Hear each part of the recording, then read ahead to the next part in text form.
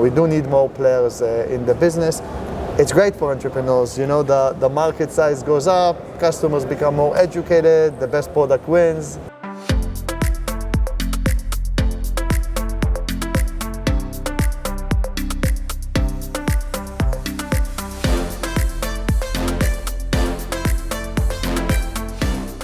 I'm John Jannarone, Editor-in-Chief of Tech Edge. Happy to be here in San Francisco at RSAC Conference 2025. I have with me right here Dan, who is the CTO and co-founder of Island. Dan, thanks for joining the show. My pleasure. Thank you for having me. So, Dan, before we get into the details, can you explain what the company's all about, in particular what the enterprise browser is? Sure. So in Island, we build, we say, the world's first enterprise browser. We've been in the IT and security business for over 25 years. Yeah. And what we observed is that the most used application in the world is the browser. Yeah. That's how you consume business apps. That's what you do on a day-to-day basis. But the browsers that we use today are very geared towards consumers, right? They're here to serve ads, redirect you to the right search engine, etc. So what we did is we built Island on top of Chromium, which is the same open source project where all the consumer browsers are based on. Yeah.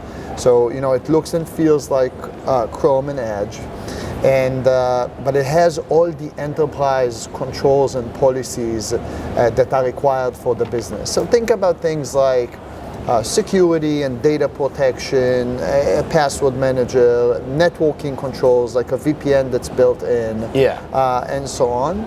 And it's been a very wild success since we started 5 years ago. That's great. Well, I also noticed that you've raised money for some very prominent VC firms and investors. So yeah, we were fortunate enough to have some of the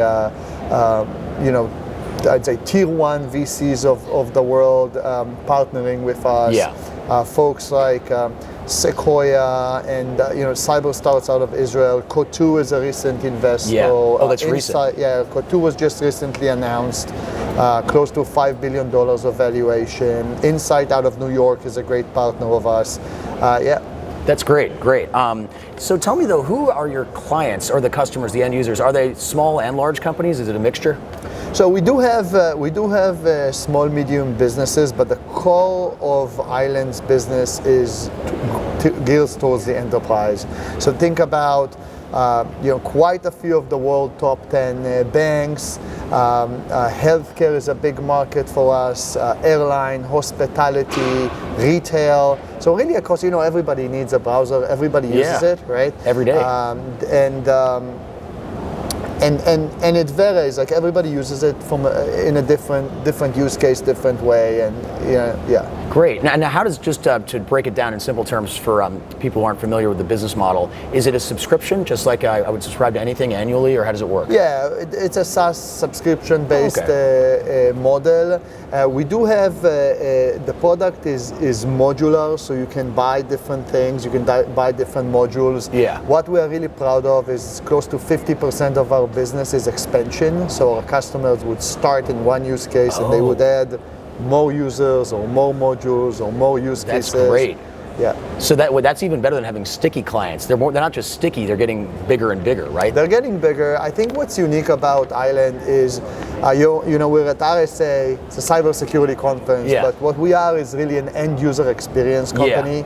Yeah. We make work much faster, much more secure. So if the users like us, procurement will pay more, etc. Like the business is going to go, right? So, that's what we're here for. No, I'm really glad that we're meeting you because, a lot of the guests that we've had, they're doing cybersecurity, just in various ways, right? But this is different. Can you tell me, speaking of RSA, I don't know if you've been downstairs. I guess you probably have. There are thousands of people down there. Anything really jump out at you? Anything exciting that you came across? Companies that you met? So, I love RSA. I think, you can see everybody in the same place. You can see innovation. So I do visit the floor. I know not a lot, I have meetings outside, but I do make time to come to the floor. Yeah. I think, obviously, probably everybody's saying AI, and that's great. Yeah. There's a lot of companies spinning around that. I think another interesting trend is a lot of small startup companies are going after some of the big players who have been at the business for 10, 15, or 20 years. Yeah. So we're about to see a lot of disruption in the business in the next few years. Very high ambition. Folks have really high ambition, so that's exciting to see. Great. Can you tell me a bit about your background before you co-founded Island? Sure. So I have been in the business for quite a long time. I started my career at the Israeli Defense Forces in the intelligence in 8200. Did a few companies. In 2013, I started a company called Fireglass, which was a remote browser isolation company, also based on Chromium, by the way. Yeah. And that was acquired in 2017 by Symantec. And that's where I met Mike Fay, my co-founder, who was president of Symantec, and we've been in business ever since. All right. Very good. By the way, something that I've noticed is that Israel really punches above its weight in terms of all this cybersecurity, and I imagine it's because people have backgrounds like you. Is that pretty much it? People are coming from the military where they learn all these skills and they realize they can go start a company with it.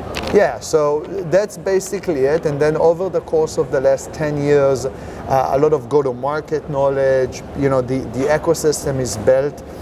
So you get all the knowledge that you require to spin companies, the funding that is required, and we also see what's also unique about Israel now is we see second-time entrepreneurs like myself, third-time entrepreneurs building great companies. A lot of great companies, Checkpoint. Nirzuk out of Palo Alto is Israeli, Sentinel-1, CyberArk. So the ecosystem is definitely booming. It's a good place to start your company if you're in cybersecurity. Yeah. Can you tell me about the market broadly for enterprise? For the enterprise browser, is there a lot of competition, or are you guys really differentiated from everybody else? I think it's a new category, so not a lot of competition. Also, the bar is pretty high to build a browser, distribute it, support it. Having users using it 10 hours a day. Yeah. So the technology bar is very high. We raised close to $800 million. So we have over 220 folks at engineering and growing. Yeah. So that's it's not a dashboard you look at, right? The bar is very high. You have to be a little crazy to go and aim at that. Not a lot of competition, but I expect more and more. When you build a big business, you need to embrace competition. I think more and more players will go into that business. It's just an amazing product offering for customers. So we do need more players in the business. It's great for entrepreneurs. The market size goes up, customers become more educated, the best product wins. When you're in a new category like this, I'm wondering, is it hard to find talent? I mean, you mentioned all these engineers. Is it tough to find these people? I mean, there aren't that many of them, are there? Engineers, they follow like very complex technical challenges, right? And it's a very complex challenge to build and distribute a browser, and they follow. My team I have people that have been working with me for 25 years. Okay. So we have been very fortunate attracting talent. What is challenging when you start a new category is educating customers, right? So you come in with this thing, even if it's amazing, there's no budget, right? Where do you start?